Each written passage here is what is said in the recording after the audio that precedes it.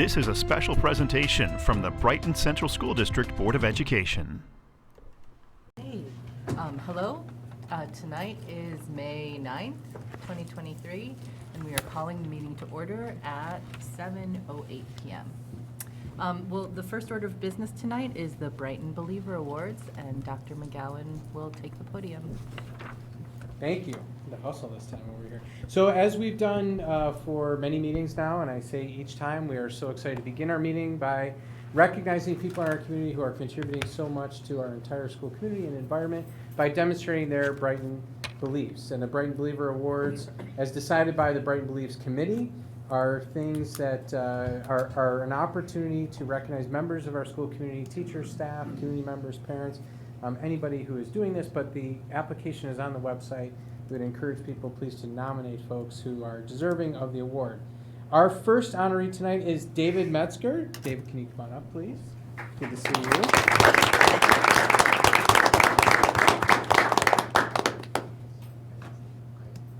Are the Wagners here by any chance? Okay. So, because otherwise I'd call them up as well. David was nominated by Aaron Wagner and Nicole Stassen Wagner. They wrote, when David was 14 years old, he joined the Fire Explorer program and learned the skills needed to become a firefighter. He joined the Brighton Fire Department when he turned 18 and has been an active member ever since. David quickly rose through the ranks and eventually served as fire chief from 1995 to 1998. When he was done being chief, he successfully ran for fire commissioner in December 1998 and joined the commission in 1999, a position he serves in to this day, concurrently with being a volunteer firefighter. David and a colleague created the Recruitment, Retention, and Outreach Committee, and David initiated a DEI committee for the department. He is also an advisor to the Fire Explorers program and is a role model to dozens of young men and women. David was the president and owner of JetX Delivery, a courier and delivery service in Rochester for nearly 25 years. With Brighton Schools, he enjoyed volunteering in outdoor education and Festival of Ideas and attending his daughter's concerts and sporting events. All of the volunteer work was done while running a successful delivery business, working 55 hours a week. As you can plainly see, what makes David stand out is that he always gives and does 110% of what is asked and is necessary, and that is why he is known as a leader in the community and admired as a friend and a neighbor. David, thanks for all you do for our community.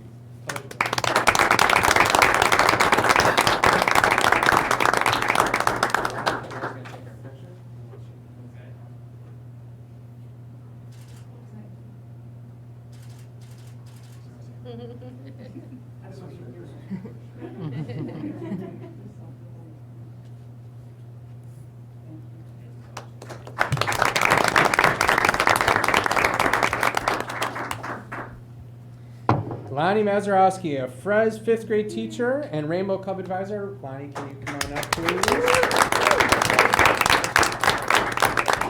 Dr. Dale, please come up and join us as well. Rachel or Kai Ferrata, are you here also? Rachel, you're here. Come on up, Rachel.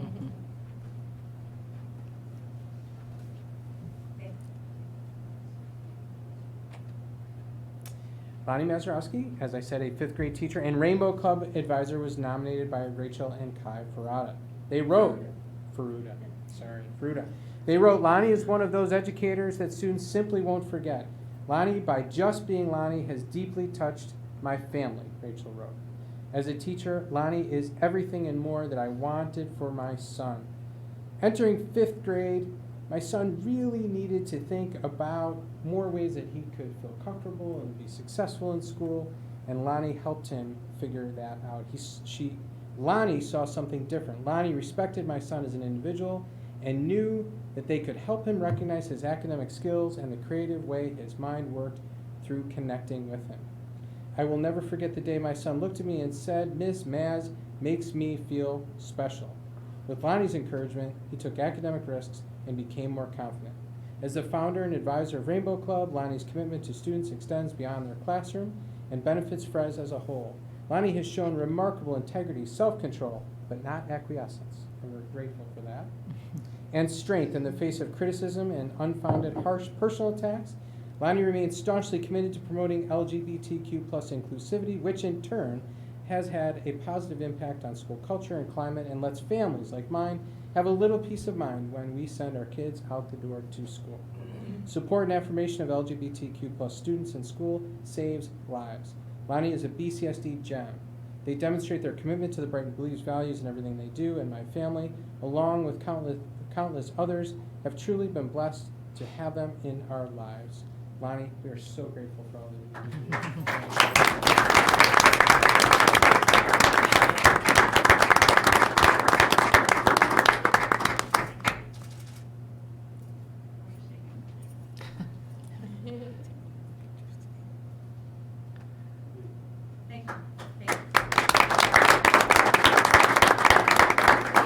Thank you very much. Okay. Before we move on to the next agenda item, I just wanted to take a moment to thank teachers during this Teacher Appreciation Week on behalf of our board. We know the teachers in this district as parents, as board members, and we are so appreciative of every one of you here in our district, and we know that you're the heart and soul of our district, so thank you so much this week and every week for everything that you do. So. Okay, now on to the budget hearing. So this will just provide an overview, and today is a hearing, so we'll hear and then have questions if board members have questions. Okay, and if anybody who won an award today wants to take a moment and step out for the rest, to go have dinner, thank you for coming. Thank you. Thank you, Kim. You too. Have to do that. Thank you. Good job. Cannot Thank believe you. that anyone Congratulations. did not just follow along with good news, though, for those that have been here for a few of these, this is, I know you'd be sad, the last time that you will hear about the 23-24 budget. Tom looks heartbroken. So very briefly, we are going to, how you doing? We're going to walk through the high points and the information. This presentation has been given in great detail, is available online. We're certainly then open afterwards for public comment to answer any questions. The information being presented is the revenue summary, the appropriation by function summary and by object, detail by function, summary of staffing, the property tax report card, school report card, assessor's report, and administrative compensation information. That is all presented on the website and available at bcsd.org/budget in great detail. If anybody is interested in looking at those further, we can also always answer those questions that are available for that. Our budget priorities is developed through conversations and work with you, with our budget makers, but very importantly with our community through the process using a thought exchange and at the various opportunities people have had to ask questions and weigh in community budget forums. Landed at minimizing the tax impact, always a very high priority in this district, of course, ensuring that we have the resources to target student needs, support staff in meeting those needs, maintain and really grow and continue to solidify our fiscal stability over time, and support new and innovative programs, hallmarks of who we are as a school community. The budget summary overall, the spending increase being proposed in this school budget and the total budget amount increasing by a proposal of 7.45%. The revenues, overall non-property tax revenues to support that spending will increase 16.83%, and the tax levy under the tax cap at 1.75%, complying with the cap. And that breaks down to 42% being spent on contractual obligations, salaries, benefits. We're a people organization. That is what drives the large part of our spending. And then inflationary adjustments of 8%, operations, utilities, et cetera. New positions, academic interventions in particular, going up 7%. Our transportation cost is budgeted to go up 13%. Tuition services and program mandates budgeted to go up 13%. And mental health interventions to go up 12%. The Foundation Aid Accountability Plan, which is required by law for us to discuss with you and disclose to our taxpayers, is in great detail, again, posted online, but points out in detail that the Foundation Aid increase will be used, including portions of the increase, to address any and all of the 7 listed areas, and that includes increasing graduation rates and closing the achievement gap, which has been the focus of our work, certainly, reducing class size, and we'll show you where our positions are doing that, providing additional supports for students who are not meeting or who are at risk of not meeting state learning standards in core academic subject areas, addressing student social emotional health, providing adequate resources to English language learners, students with disabilities, and students experiencing homelessness, Also looking at how it can address goals and ratios for pupil support and detailed summaries of investments in current year initiatives and balance funds spent in priority areas. So all of that, again, is detailed in our reporting and available online as well. The budget summary by object, and really important to point out again in terms of people. As I mentioned, we are a people-driven business. In 22-23, we are budgeted to have this current year, 652.37 people. The 37 is always tricky. 652 staff members. And budgeted next year in that salary area, salary and benefit area, would be 673 people. That is some of it is the natural growth in positions, but it is also taking positions that are currently funded with federal one-time dollars, the quote-unquote COVID money, and moving them into the general fund so those programs are protected and supported in the budget in the long term. The increase over time, or the spending over time by budget area, we break our budget down into three parts: the administrative component, the program component, the capital component. As you can see, the corresponding change in our capital spending of 13%, and our total spending then in the instruction area hovers at 77%, which is where it was last year. Again, showing you that the bulk of our spending is in the program area, which again, as a school district, is where it should be, but it's important to point out that three-part budget to you. And then our administrative cost for that has stayed at 10 to 11%, but stayed at 10% now all the way back to 2014-15. So an unchanged percentage of the budget over time. More detail on those positions that I mentioned coming over from the federal funds into the general fund budget. Those are all positions in teacher of the deaf, teacher visually impaired, class size adjustments, course electives, instructional leadership support K through 5, the academic interventionist positions, and mental health supports comprising the bulk of the positions being added. And again, addressing that foundation aid plan, we're using that now to take the place of that increase in foundation aid, the COVID or the federal dollars, and bringing those positions into the general fund. The property tax report card details that we point out and are sent out to everybody, but the official documentation again shows an increase of 7.45%. The property tax increase 1.75% tax cap compliant, and we have to point out the consumer price index used in our calculations, the CPI of 8%. On the right-hand side are our reserves that we're reporting at our estimated balance at the end of the year: $6.2 million in building reserves, $806,000 tech reserve. Bus purchase stays at $500,000. Unemployment stays at $653,000. Our insurance reserve would be at $782,606, which remains the same. The insurance for CVA cases will go from $5.1 million to $6.4. The tax certiorari reserve will stay maintained at $803,688. Employee benefits will stay at $1.1 million. ERS will go from 5.6 to 6.1, and the TRS reserve 2.2 to 2.7. And the purpose of those reserves, as we explain every year, is one, you decide at the end of the year in a public board meeting what goes into those reserves. But it is at the end of the year, most organizations will spend 97 to 98% of what's been budgeted. Money will then go into the reserves to offset potential tax increases or one-time spending in areas that have some variation. For example, in a year when the retirement system contribution billed to us by the state goes up further than expected, this would allow us to soften that increase in the budgeted amount. And then we've talked quite a bit about how we use capital reserves as well over time to pay the local share of projects, and we'll show how that will work. And then things like the tax certiorari claim, when people have a claim that they are being taxed too high and bring that before us, having a reserve to be able to pay that back if there's a refund due is a very sound and thoughtful financial practice. We really think it's important to point out to people what they are getting for their dollar, what the investment is here in Brighton, which we think it's an investment that pays off very, very well in several different areas. I won't read all of these at you. They're available online, and we certainly have a copy of this for anybody who's interested. But 98% of our students graduated last year, our highest graduation rate ever, 71% with advanced distinction, and 74% of our kids left with at least one AP credit. It's also important to point out that that is the highest graduation rate locally in the region and for many areas to come. So we are among the highest in the entire state.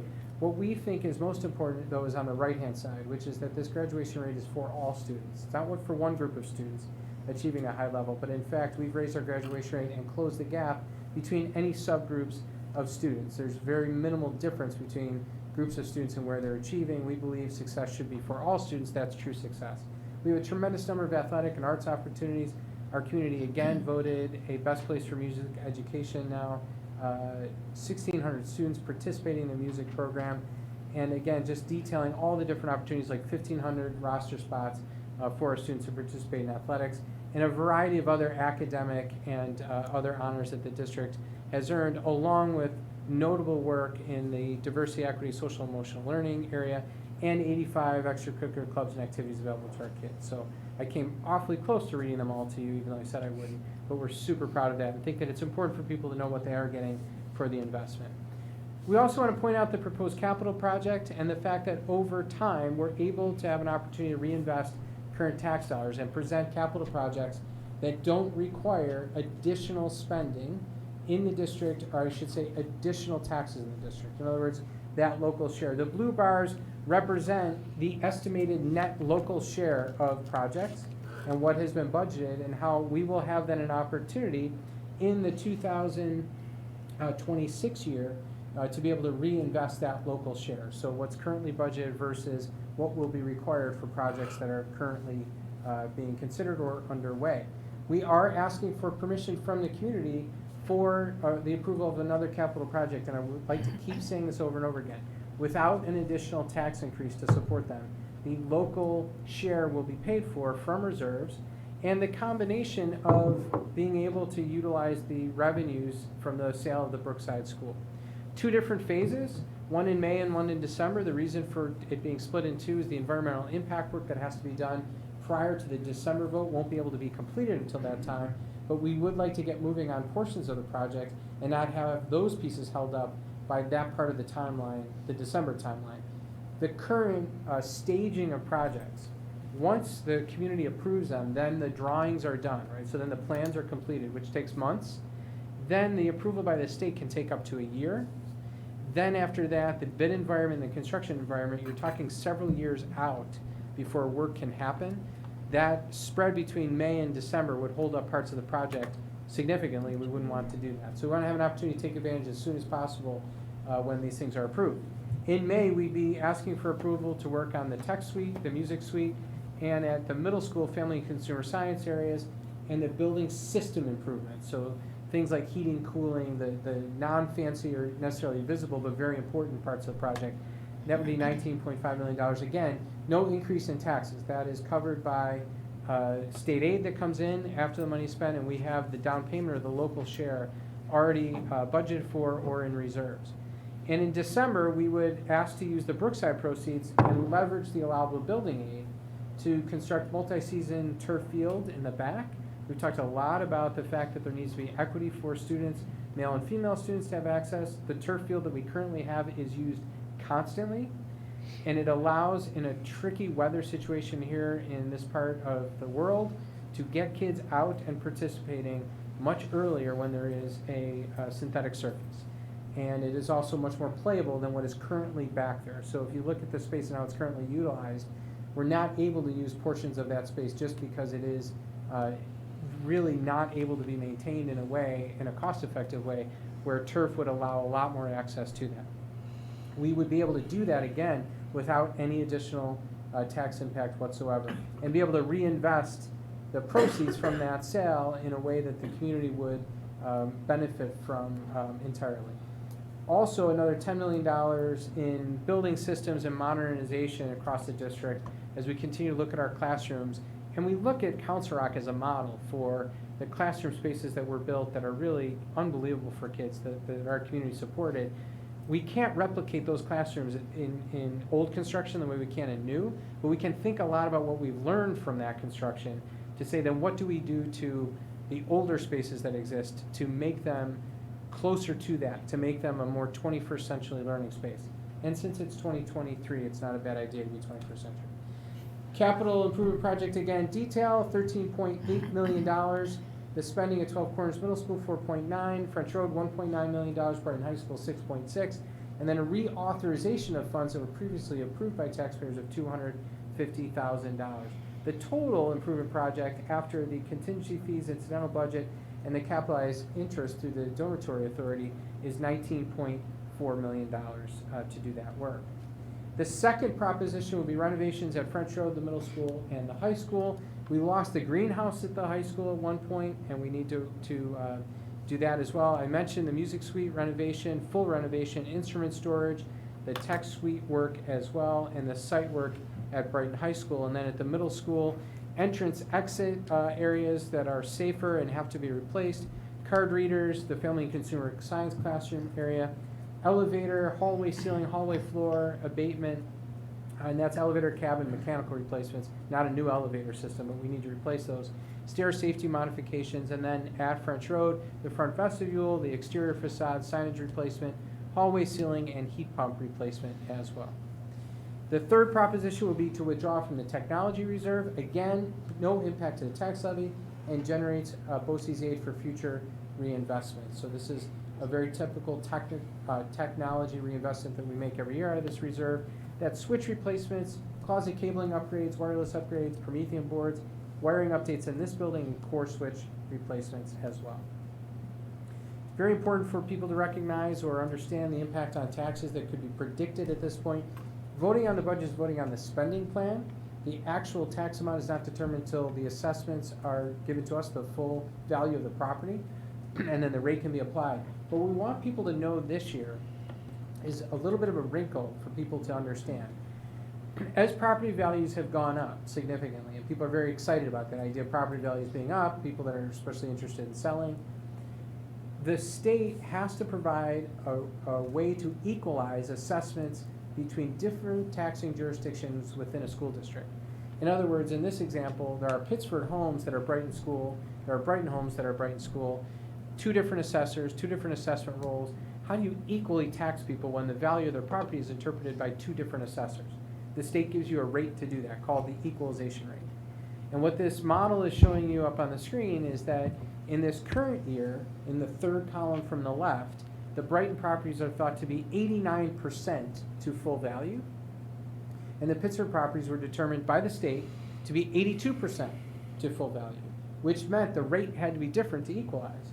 And what that translated to for this year was a rate of $29.33 per thousand for Pittsburgh properties, again, to make up that 7% difference, and Brighton properties $27.02.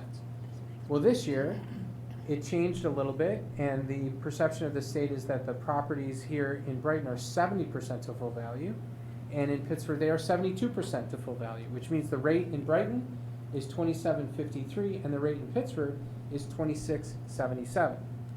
So overall, on a home valued at $250,000, Brighton would pay $129 more next year, and Pittsburgh would pay $639 less.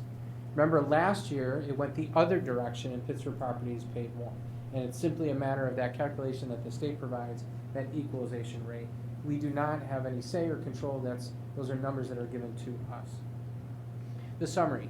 Overall, again, a 7.45% spending increase with revenues, though, to match that, including the revenue from the tax levy of 1.75%, which is tax cap compliant. We believe that this continues to demonstrate our reinvestment and is a statement about our values as a school district and an organization when it is focused on our blueprint: mental health and wellness, academic excellence, the student and family experience, staff support, collaborative culture, safety and planning for the future.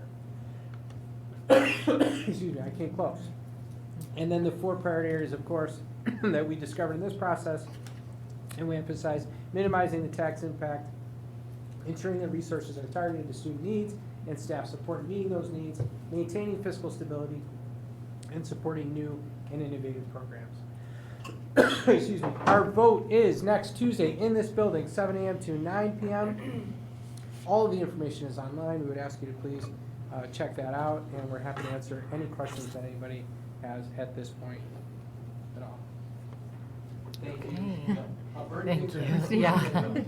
Thank you, Dr. That's not a birthday drink, McGowan. it's water. I should probably point out. This is televised. Never mind. Thank you, Dr. McGowan. And do we have any questions from the board at this hearing today? Or clarifications? We've We're all done this a good. lot. Yeah, we've been going over this a lot. We've talked about this a lot, so we appreciate the presentation again today. Thank you. So, Thank you for your input throughout the process, to all of our budget makers, and particularly for the financial leadership of Little Amo. Greatly appreciated, so thank you. yes, I'll have a seat, and then part of the public comment is also the budget hearing. If anybody has questions specific to the budget who's here tonight, they're welcome to ask those as well. Great. Thank you. So the next item on the agenda is public participation. So if you're interested in speaking at the podium tonight, then please see Mr. Dan Goldman in the back. If anybody, is there anybody here who would like to come up to the podium? Okay. Seeing that there's nobody here today for public participation, we're going to move on to the approval of the amended agenda. Can I have an approval? So moved. Second. Moved by Julene, seconded by Karen.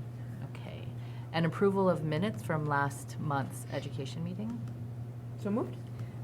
Moved by Sue, seconded by Esther. Thank you. And now we'll move on to our reports. The board received financial reports, and I just wanted a motion to approve the reports that we received. So moved. Moved by Karen, seconded by Julene. All in favor? Thank you. And then we'll move on to our student representative to give their report today. So if there are 3 students here today, if you want to introduce yourselves and give us your report, that would be great. So hi everyone, my name is Anissa and I currently serve as the Executive Council Secretary. My name is Bill, and I'm the Executive Council Vice President. My name is Eliza, and I'm the Board of Education rep. So in terms of academics, the 4th quarter has officially started, and our AP exam seasons are taking place at the moment until May 12th. So the students are currently navigating how to balance the APs and school life right now. In addition, from May 5th to May 8th, some of the students taking Levy environment had the opportunity to attend the whale watch trip to grow their knowledge of biology. Also, several students, several BHS students, artists, will have their work on display and for purchase at the Pittsford Upstairs Art Gallery. And with regards to clubs, BHS hosted its spring play of the Children's Hour from April 28th to April 29th, where many students and faculty came to watch in the auditorium. And in addition, on May 5th, Executive Council sponsored the Music Production Club to host an event called Student Sounds, where students were able to listen to live music performed by students. And also, BHS FBLA competed in the regionals finals in April, and the team had a great experience, and they're also advancing 2 students to nationals, which is amazing. And lastly, the BHS esports team wraps up a successful season as they won the Redemption Road Tournament, which propelled them in the standings, but Brighton ended up going against the #1 team and fell just short of qualifying for the in-person national tournament. With the spring sports season continuing, many teams are getting ready for the sectional games. On Saturday, May 6th, the Brighton lacrosse team had their annual Brighton Bruins baseball team had their annual fundraiser for the first time after COVID hit in 2019. It was a huge success. Also, the boys Brighton Bruins baseball team played against Spencerport on Saturday, May 6th and won once again. And also in Executive Council, we have elected our 2023-2024 officers, and we're also currently getting ready for Spring Fest. So we're working on the current and old Executive Council members are working together to plan this event with the next year's Board of Education rep, Layla Chen. We're working on planning a gaming, spike ball, and nitro ball tournament. Additionally, we're also beginning the process for selecting our next year's student councils. And lastly, the Senior Student Council has been planning the Senior Ball, and Senior Decision Day is on May 19th. The Junior Student Council are working on finalizing their prom plan for May 20th. Prom will be held at the German House, with ticket prices being $35. That concludes our update. Thank you so much. Thank Thank you. you. Thank you so much for coming to the board meeting tonight and for your very thorough report. So I know you probably need to get home to study for all those exams that you mentioned. So thank you again for coming. Thank Good you. luck with the next month of school. Great job, guys. And then the next item is Board of Education reports, and we'll start with Julene. I attended information exchange. It was the last meeting for this year on April 19th, and there was a panel discussion, and the topic was, what makes you a high-functioning board? So it was really a very interesting meeting, and I walked away feeling really good about where we are as a board. So That was it. Great. Yeah. I actually don't have any extra reports this month. Do you want me to just do legislative or give you the whole shebang? Do the whole shebang. Okay. So for legislative, I'll start there. On April 12th, Christina and I met with the group, and we were delighted to welcome Regent Norwood. He is a regent at large. He is here in the Rochester region, and he is a fantastic speaker. You could hear a pin drop in the room, and at the legislative committee, that's not really a normal thing. So I really just enjoyed what he had to say, and something I highlighted in my notes was his assertion that public education is a collective for the greater good. And I think about that a lot. What else have I done? I have a list. So legislative committee, I had a list, you guys. Curriculum council met. Okay, I'm going to go by memory. Curriculum council met, and we looked over our almost final version of the profile of a graduate. I've said this before, I'm incredibly excited by that work, and I can't wait for the community to see the final version. I think that it is a great opportunity for us to look at the things we do for kids and with kids and say, this is what should guide us. Just really awesome stuff. I have to thank Allison and her crew for being incredibly thoughtful through that process and leading us to the right place. I met with the 12 Corner School-Based Equity Team the next day, and we looked over and analyzed some of the raw data that we had gathered from a Chalk Talk activity that kids had done. What else did I do, friends? I think that sounds good. Okay, that sounds good. There was more on my list, but that's where we're going to hold it. Thank you, Karen. Esther. I also attended the curriculum council meeting with Karen. I agree, the work that we're doing there is really exciting. I can't wait for everyone to see what we've been up to. The school-based equity team for Brighton High School was a small group, so we decided to reconvene and reschedule for May 18th. And the hiring practices committee meeting has also been rescheduled for May 17th. Okay. Actually, I do have one to add. Yes. I forgot. The district-wide safety committee met, and Mr. Lualimo was at the helm of that.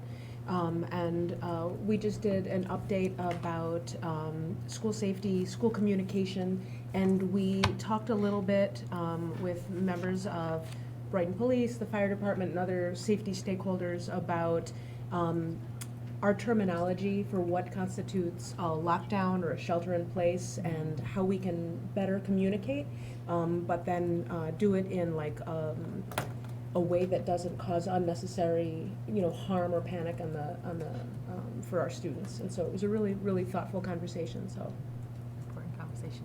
Karen, do you need the floor again? I don't really. I did attend the Monroe County School Boards Association Law Conference on the That's right. 27th, representing Brighton. Mr. Limo was there with me. That's a really unique and it's a great I love this opportunity to listen to what school boards and school districts are encountering when it comes to the legalities of running a school district, our work with students and families, and the legal roles and obligations of a board member. Some very interesting decisions coming out. So thanks for supporting my work there. Great. And I Thank didn't you. realize we were going to do all of our reports. Yes. But Brighton Believes Committee met on April 13th, and our next meeting is June 1st. And on April 13th, we talked, reports were made about Brighton Believes Day and all of the wonderful connections that were made throughout the community, and the service that kids from kindergarten through 12 are performing in our community. And it's really a very special day here, and something I'm really proud of. Okay, thank you so much. Thank you for all your reports, and we're missing 2 board members tonight, so they will report at the next business meeting. But I appreciate all of us and the work that we do with all of our team here in the district, and the professional development that's also offered to us is so important as well in terms of conferences. When would you like me to? Oh, just in the very end. Okay, got it, okay, and I'll have to refresh. Okay, so let's go to the BTA. Awesome, thank you. So That's you okay. had a nice, long, lengthy, chunky report there. If you were at Council Rock at all last week, you may have seen the amazing energy by Coach Cooper and Coach Krieger for It was like walk. a party at 8 a.m. Oh my gosh, for Bike and Walk to School Week. It was amazing. And they implemented, before that week, they had the Monroe County Public Safety Specialist, traffic safety specialists come and teach kids all about how to wear their helmet, how to think about bike etiquette, and of course they made it into amazing games and activities that the students could do in the gym. So it was really wonderful, and yes, they have that amount of energy all day, every day. They have more energy than the kids, so it's pretty amazing. So some wonderful photographs of the kids just doing all sorts of activities and being mindful about their bike safety there. Mrs. Allen and Mrs. Bruce did, to first grade teachers, opinion writing project based on the day the crayons quit and the day the crayons came home. They were able to write an opening, closing sentence, and 3 reasons to support their thinking. So pretty amazing work by our first graders. And I love the color salmon. I made that one really big. The salmon crayon. I thought that was really cute.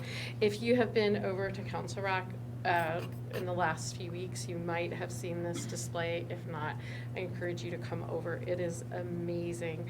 Mrs. Hodgson's first and second grade class did a farm study, and they learned all about what happens on a farm, what spring looks like on a farm. They came up with wonder questions to drive their instruction. They talked about jobs and tools and buildings and animals.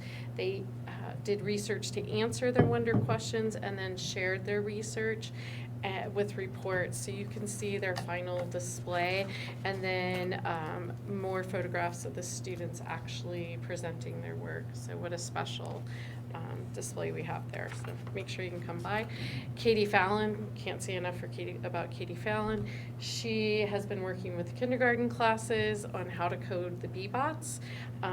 B-bots are wonderful. You can code them based on whatever you want to learn. It can be language arts, it can be math. They're choosing a card with a math problem on it, addition, subtraction to 20, also story problems. So again, these are kindergartners. They work together to solve the program, and then they program the B-bot to actually drive to the correct answer. So pretty amazing. Yeah. At French Road, Mrs. Schenk and Mrs. Shapiro's third graders have been working on their latest science unit, how can we protect animals when habitat changes. They're using the camera trap data to make bar graphs and then reading about different habitats. So you have a few pages, enjoying the outdoor nice weather reading. In Bruin time, fourth graders have been reading It's Okay to Be Different by Todd Parr. Here are some examples that Mrs. Kossoff's class made. I love that it's okay to have multiple cats. That is just tremendous. So you have It's Okay to Be Quiet, It's Okay to Be Sad, and it's also okay to have multiple cats. Also, Mrs. Kossoff's fourth grade class worked in the makerspace to learn about how energy travels and transforms. They created circuits, and using their, you can kind of see, using their iPads, they use that to help them create circuits and demonstrate what they were learning. Nice work, and some great photos.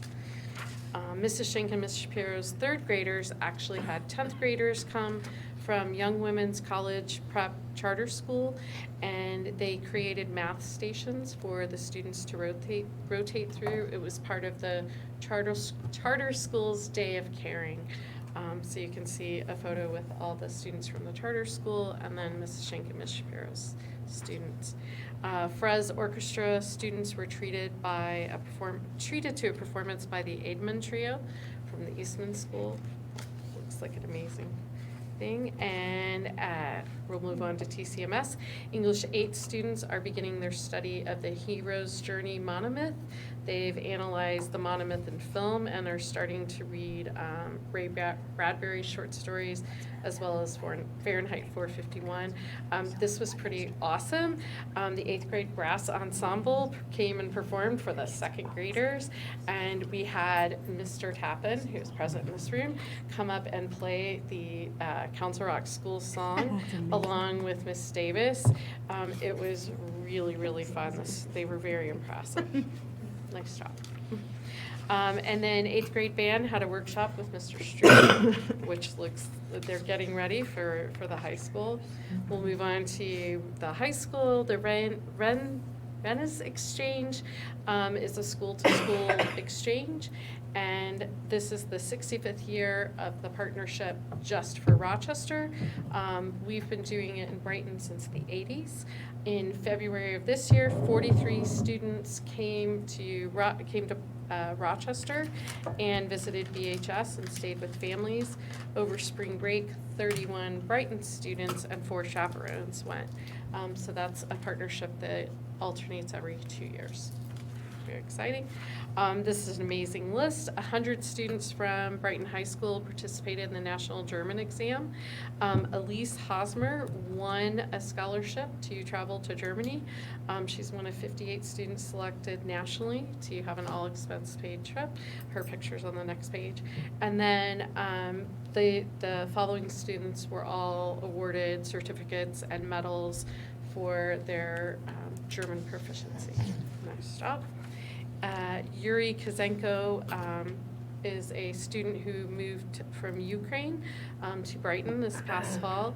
He won honorable mention prize for his essay Leaving Ukraine through the Alice B. Wilson Literary Awards contest. There was recently an awards ceremony, but they also celebrated him in the office, so really beautiful. The high school's Muslim Student Association created a display outside of the library in celebration of Ramadan and Eid. And then the Brighton High School's International Club, French Club, and Muslim Student Association have had an ongoing fundraiser for victims of the earthquake in Syria and Turkey. They've been selling wristbands, and the fundraiser will go through Springfest, and proceeds go to the Red Crescent. And Mr. Kniebel, do you pronounce the K in his name? Oh my goodness. So he sent me his report as a PowerPoint. So shout out to Mr. Kniebel. I did not actually format it. I just put it in. So this is amazing. He had his manufacturing class go through the process of building a Mother's Day gift. So they designed, they lasered, sand stained, put it together, packaged it, and you can see some wonderful images of students throughout that process. And then this beautiful Mother's Day present that their families will be receiving. So really nice. Super good. And that's all I have. Thank you. Thank you to all those teachers who are doing such amazing things with our kids.